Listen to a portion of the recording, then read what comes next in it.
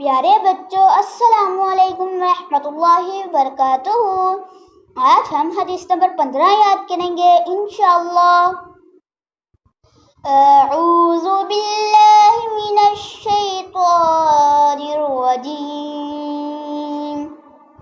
بسم اللہ الرحمن الرحیم، صلی اللہ علی محمد صلی اللہ علیہ وسلم۔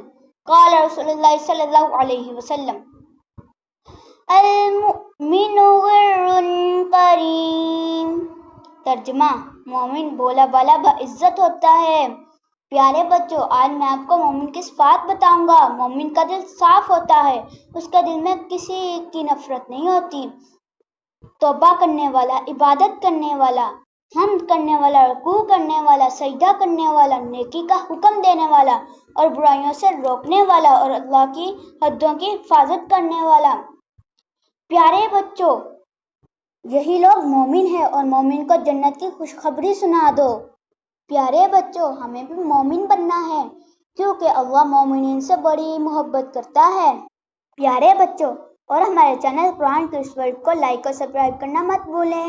جزاکم اللہ، فی احسن جزا، فی امان اللہ۔